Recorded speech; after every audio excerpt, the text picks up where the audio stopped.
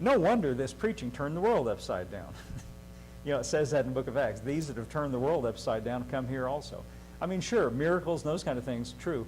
But I think just his preaching was so wild that it just got him in a frenzy. Anyway, it would kind of do that today still, too. Okay. How are we doing? Okay. Let's just move on here. Verse 9. Cometh this blessedness upon the circumcision, that is to say the Jews only, or upon the uncircumcision? That's the Gentiles. For we say that faith was reckoned to Abraham for righteousness. Well, how is it then reckoned? Was it when he was in circumcision or uncircumcised? In other words, was it after he had circumcised himself and become, we could say that he was in that state? No, he said it was in uncircumcision. Not in circumcision, but in other words, it was before he did the ritual act that Jews depend upon. And he received the sign of circumcision, a seal of the righteousness of the faith which he had, being yet uncircumcised, that he might be the father of them that believe, through though they be not circumcised, and the righteousness might be imputed to them also. And the father of the circumcision to them who are not of the circumcision only, but that walk in the steps of the faith of our father Abraham, which he had, being yet uncircumcised. Now, the reason he's going through this convoluted train of thought is because his Jewish audience would have said, well, Abraham was circumcised, so he was a Jew, and that's what made him right. Paul's saying, no, he got this promise from God, and he believed it before he did circumcision. So he's saying it had nothing to do with the ritual act that makes one a Jew. Verse 13, for the promise that he should be the heir of the world was not to Abraham or to his seed through the law, but through the righteousness of faith. For if they which are of the law be heirs, faith is made void, and the promise of none effect. You know why? Because the law is all about you and what you do. Faith is all about him and what he did. Because the law works wrath. The law produces only penalty. That's a shocking thought, but it's true. The law only produces God's punishment for it. For where there's no law, there's no transgression. Let's keep reading. Verse 16, therefore it is of faith that it might be by grace. Now, if you ever wonder why we put such emphasis on faith, and everything seems to hinge on faith, like that centurion we talked about before that Dominic brought up, Jesus said to him, as you have believed, so be it done unto you. I've not found so much faith. Why all this emphasis on faith? Paul says here, it's by faith so that it might be by grace, and that the promise might be sure to all the seed, not only to that which is of the law, but also of the faith of Abraham, which is the father of us all. That way a Roman centurion can come and receive, because it's by grace. It's by faith so that everybody can be in on it. Everybody who dares to believe. Doesn't matter if you're Jewish, doesn't matter if you're a Gentile, doesn't matter if you have millions of good works or no good works, like the thief on the cross. Jesus said, today you'll be with me in paradise. What did that thief on the cross have to boast about? Nothing, except one thing. He believed in Jesus, right? That's why Paul said it's by faith so that it can be by his grace. And I think that's marvelous, so that he can just be an outpouring of his goodness and his grace to us. Let's go on reading. As it is written, I have made thee the father of many nations. Speaking of Abraham. Before him, whom he believed, even God, that quickeneth the dead, and calleth those things that be not as though they were. I have made thee the father of many nations. Now that's pretty wild if you think about it. Think about what we said about Abraham. He's got no offspring. God comes along and says, I have made thee the father of many nations. He didn't even say, there's a good chance you might be. He said, I have done. It's already done as far as I'm concerned.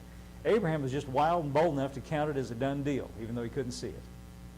He could have looked around and said, well, where is it then? That would have been doubt. That would have been unbelief. But Abraham believed God. It says, against hope. He believed against hope. That means when hope was gone. That means when there was no human expectation of this happening, he believed anyway. That's double wild. That's really bold to keep on believing when it doesn't look like there's any point, when everybody else is saying give up. Well, that's what he did. He believed in hope that he might become.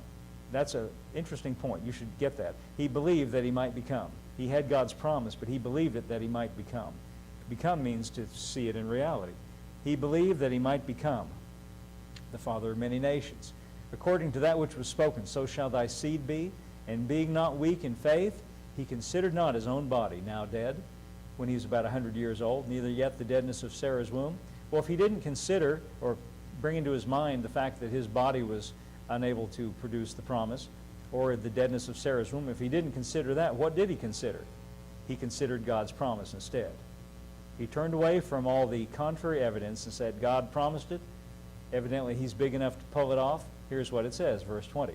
He staggered not at the promise of God through unbelief, but was strong in faith, giving glory to God. Look at verse 21. This is powerful. And being fully persuaded that what he promised, he was able to perform. He promised it, he can perform it. In other words, it's not that he promised it, how am I going to make it happen? He promised it, he can perform it. Now there was a moment, Paul didn't talk about this, but there was a while when Abraham and Sarah got together and said, oh, he promised it, let's see if we can perform it, and they got Ishmael. Remember that? And God came along and said, this is not what I had in mind. I promised it, I'll perform it. I think that's good. Now the thing that makes us a little uneasy about that is because that leaves us very little to do except to believe and thank God for it. We like to get in there and try to make it happen. Don't we? Yeah, we do. But see, he's giving us Abraham as an example so that we would emulate this example. He was persuaded. Now we should be persuaded. And I think that's a good little slogan. He promised it, he can perform it. And I'm just going to trust him to perform it. He promised, he can perform. The same one that promised it. See, like I just said, we didn't write this book with all these wonderful promises. It wasn't us that came up with it. He came up with it. All we're supposed to do is say, the same one that made these promises, well, he can jolly well perform it. You don't have to say jolly well. You get that from watching the BBC. Now, before we conclude today, I never want to pass through chapter 4 without giving you the message in the first few verses, because I think it's really great. I'm going to read the message, go back to chapter 4, verse 1. I think it's really nice the way it reads it, and it'll help get the thought across to you in no uncertain terms. So how do we fit what we know of Abraham, our first father in the faith, into this new way of looking at things? And by the way, 2,000 years down the line, it's still pretty much a new way of looking at things. Go on reading. If Abraham, by what he did for God, got God to approve him, he could have certainly taken credit for it. You know, that's true. He could have written a book about it. 10 steps to being as cool as me. Right? He probably could have sold a lot of books, you know. If you just do what I do, but see, if it's not about me, but it's all about God, that leaves me nothing to say except it's all about him, see. If Abraham, by what he did for God, got God to approve him, he could certainly have taken credit for it. Do you know that in most Christians' mind, I would say if we took a survey, that's exactly what they think. It's by what we do that God approves of us. But you see, Paul here says, if he could do that, he could take credit for it, but the story we're given is a God story, not an Abraham story. That's the issue. Is it about God and his work, or is it about you and your work? Well, God's better at working than you are, so let's say it's about God and his work. Go on reading. What we read in Scripture is this. Abraham entered into what God was doing for him, and that was the turning point. Boy, that is a powerful thought.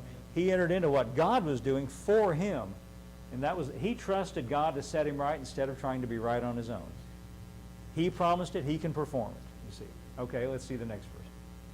If you're a hard worker and you do a good job, you deserve your pay, but we don't call your wages a gift. That's just common sense. Let's go on reading.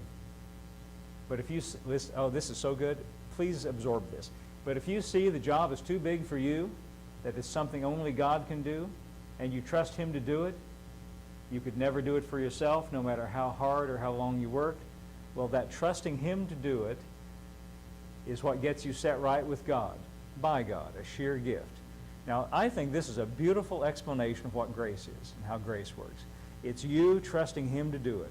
And the way faith fits into grace is this. God comes along and he makes promises and he wants to do good things and pour out his favor on us. And all we do is respond. We say, yes, I believe it. Yes, that's good enough for me. Yes, I accept that. You promised, you can perform it. Pour it on. Let's all stand up today.